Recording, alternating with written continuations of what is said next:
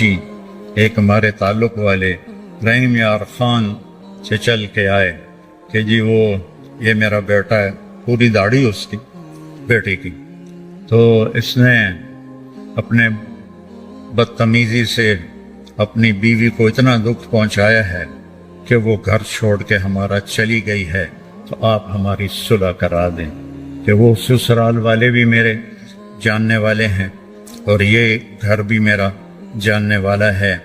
تو میں نے کہا کیا بدتمیزی کرتا تھا؟ کہتا تھا ماں کی اہمیت بٹھاتا تھا کہ میری ماں میری ماں۔ تو وہ ماں کی تو ہے لیکن بیوی کا بھی تو کوئی حق تھا۔ اتنا اس کو ذلیل کیا کہ وہ گھر چھوڑ کے ہی چلی گئی۔ تو ماں باپ کا حق تمہارے ذمہ ہے، تمہاری بیوی کے ذمہ نہیں ہے۔ پوری ذمہ داری سے کہہ رہا، تم زبردستی اپنی بیوی سے خدمت نہیں لے سکتے، اپنی ماں کے لیے، اپنے باپ کے لیے۔ اس کی خوش قسمتی ہے وہ خدمت کرے، اس کی عزت ہے وہ خدمت کرے، لیکن اسے تم مجبور نہیں کر سکتے ہو کہ تو خدمت نہیں کریں گے تو اے کر دے گا او کر دے گا۔ آج کی صبح کی بات، ایک گھر ٹوٹ گیا صرف اس بچے کی نادانی اور بد اخلاقی کی وجہ سے۔ اپنی بیویوں کو عزت دینا سیکھو، اپنی بیویوں کو احترام دو، ان سے اظہار محبت کرو۔ لوگ اپنی بیویوں سے اظہار محبت نہیں کرتے۔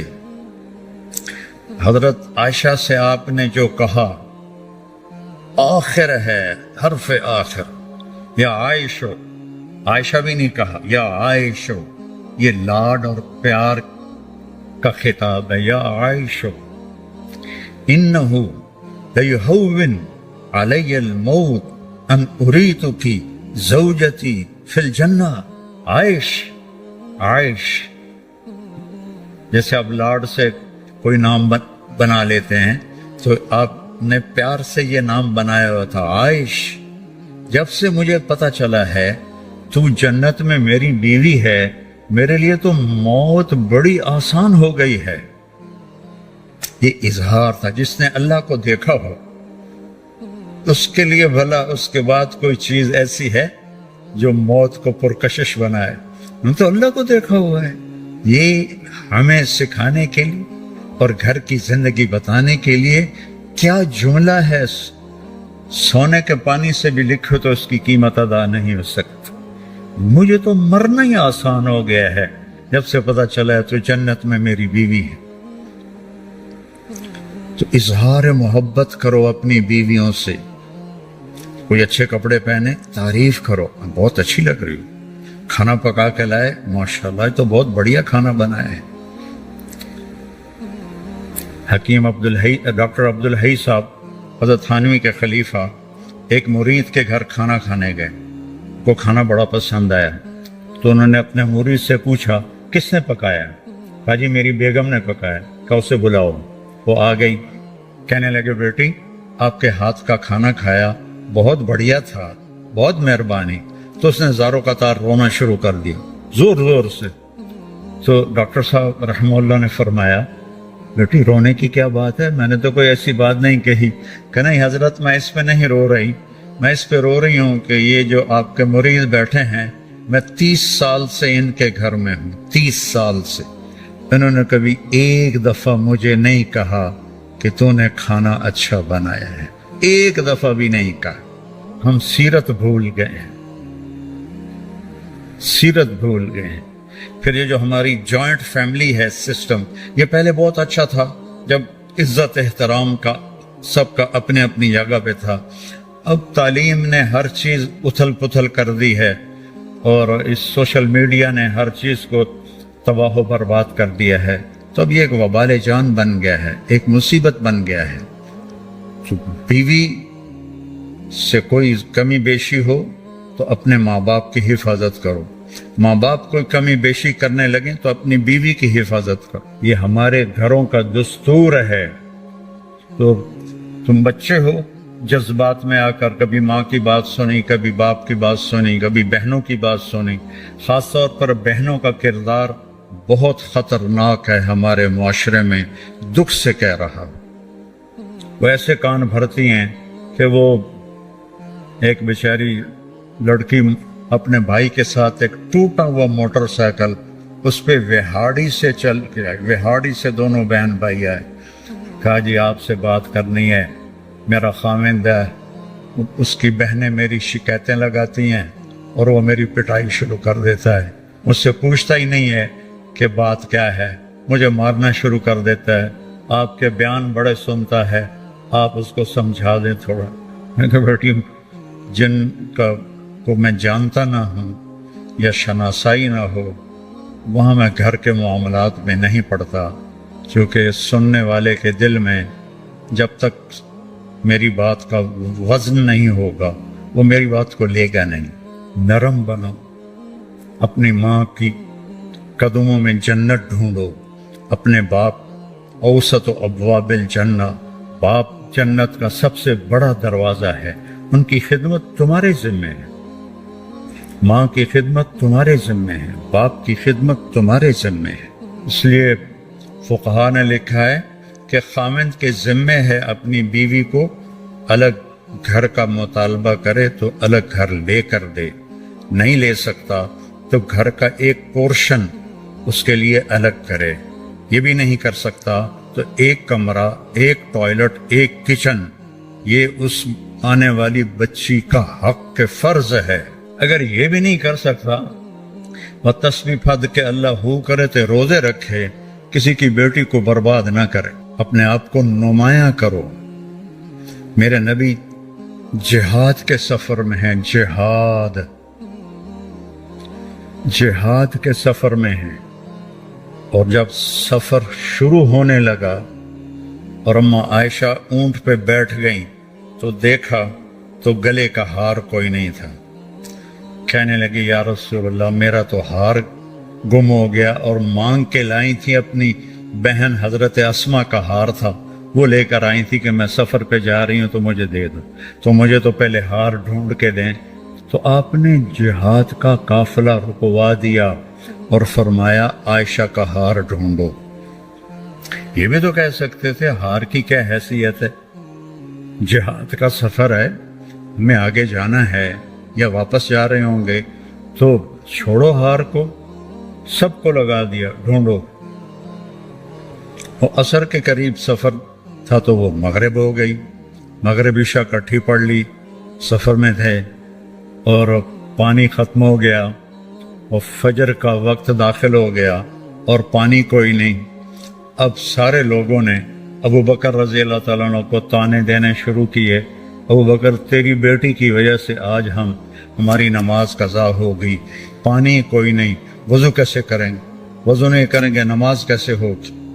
تو ابو بکر رضی اللہ عنہ غصے میں آئے حضرت عائشہ کے خیمے میں، تو اللہ کے نبی آپ کی گود میں سر رکھے ہوئے سو رہے تھے، وہ تو باپ تھے، اب وہ بول بھی نہیں سکتے، اللہ کے نبی سوئے ہوئے ہیں تو اپنا چہرہ بنا رہے ہیں،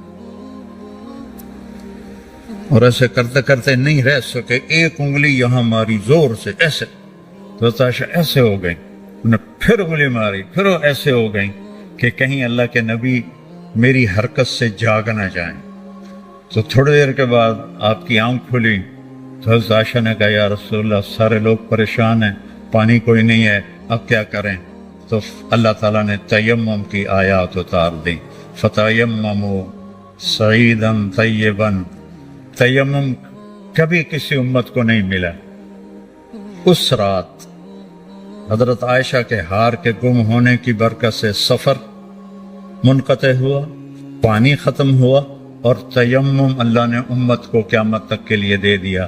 جب یہ آیات اللہ کے نبی نے باہر نکل کے سکھائیں، اب سارے کہنے لگے ابو بکر تمہارے گھر کی کیا بات ہے، تمہاری برکت سے تو امت کو کیا کچھ ملا ہے، تمہارے گھر کے کیا کہنے۔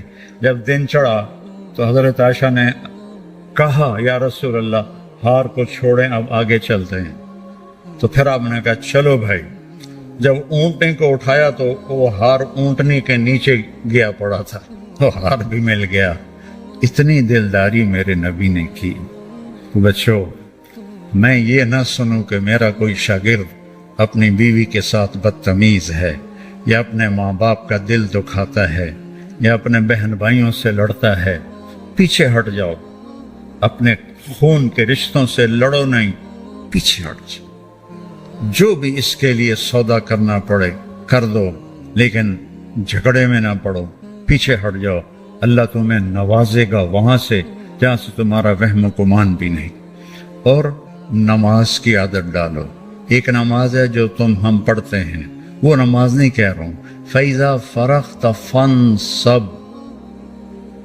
نصب گڑ جانا، جیسے یہ بوتل ہے نا، یہ یہاں آ کے گڑی تو نہیں لیکن ایسے کھڑی ہے، تو اللہ کہہ رہا ہے فَانْصَبْ، ایسے جیسے لکڑی کو ٹھوکا جاتا ہے نا زمین میں اور کچھ اس کا حصہ اندر چلا جاتا ہے اور اوپر والا ایسے ہو جاتا ہے، تو نماز کے لیے ایسے کھڑے ہو، ایسے۔ عبداللہ بن زبیر پر حجاج حملے کر رہا تھا اور وہ حرم میں نماز پڑھتے، کوئی پتھر یہاں سے گزرتا، کوئی یہاں سے گزرتا، کوئی یہاں سے گزرتا، اور ان کے جسم میں ایسے بھی نہیں ہوتا تھا، ایسے، اتنے اطمینان سے نماز۔ وَإِلَىٰ رَبِّكَ، بولو، فَارْغَب، رغبت کی نماز، نماز میں دل لگے، نماز میں کھڑے ہو جاؤ، نماز میں کا انتظار کرو، نماز کو اپنے مسائل کے حل ہونے کا ذریعہ بناؤ، نماز میں دعائیں مانگنا سیکھو۔ ہم دعا نہیں مانگتے، دعائیں مانگنا سیکھو، یہ بہت بڑا سبب ہے۔ اسباب ظاہریہ اختیار کرو اور نماز کو سب سے بڑا سبب بناؤ۔ اذا حزبہ امر فزع الی الصلاۃ، جب کوئی مشکل آتی تھی آپ نماز پڑھتے تھے، جب کوئی مشکل آتی تھی آپ نماز پڑھتے تھے۔ 3 دن گزر گئے، کھانے کو کچھ نہیں ملا، تو حضرت عائشہ سے کہنے لگے چلو آج میں اللہ سے جا کے بات کرتا ہوں۔ مسجد میں گیا، نفل شروع کر دی، ایک ستون کے پیچھے 2 نفل پڑھتے، پھر سلام پھیر کے دوسرا ستون، اللہ اکبر، پھر سلام پھیرا تیسرا ستون، اللہ اکبر، پڑھے جا رہے ہیں۔ اتنے میں حضرت عثمان آئے، اما جان اللہ کے نبی کہاں ہیں؟ ان کا 3 دن سے فاقہ تھا، اللہ سے مانگنے گئے، تو زاروں قطار رونے لگے، مجھے کیوں نہ کہا، عبد الرحمن بن عوف کو کیوں نہ کہا، ثابت بن قیس کو کیوں نہ کہا، یہ سارے مالدار تھے، بھاگے بھاگے گھر گئے، پورا اونٹ بھر کے راشن کا لے کر آئے اور آ کر وہاں اللہ کے نبی کے گھر اتارا، اور پھر بھاگے بھاگے گئے اور گھر میں جو سالن تیار ہو گیا تھا وہ اٹھا کے لائے اور روٹیاں اٹھا کے لائے اور آ کر دیا کہ پکانے میں دیر لگے گی۔ جب اللہ کے نبی واپس آئے، پوچھا عائشہ کچھ ہوا؟ کہ یہ دیکھیں اللہ تعالیٰ نے سب کچھ کر دیا ہے۔ کہ یہ کون لایا ہے؟ کہ یہ عثمان لایا ہے۔ تو آپ نے ایسے ہاتھ اٹھائے، اے اللہ میں عثمان سے راضی ہوں، تو بھی اس سے راضی ہو جا۔ اے اللہ میں عثمان سے راضی ہوں، تو بھی اس سے راضی ہو جا۔ اے اللہ میں عثمان سے راضی ہوں، تو بھی اس سے راضی ہو جا۔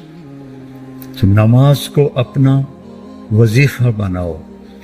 یہ آج کل کے یہ سوشل میڈیا اور بہت سے ایسے نادان لوگ، یہ وظیفہ پڑھو، یہ وظیفے پڑھو، یہ پڑھو، یہ پڑھو، یہ سب فضولیات ہیں۔ سب سے بڑا وظیفہ نماز ہے اور دعا ہے۔ سب سے بڑا وظیفہ نماز ہے اور دعا ہے۔ باقی سب ڈھکوسلے ہیں، میرے اوپر جادو ہو گیا ہے، میرے اوپر اثر ہے، میرے اوپر جنات ہیں، یہ سب عاملوں کی جیب گرم کرنے کے اسباب ہیں۔ یہ کچھ بھی نہیں ہے، سب بک بک ہے، سب بک بک ہے۔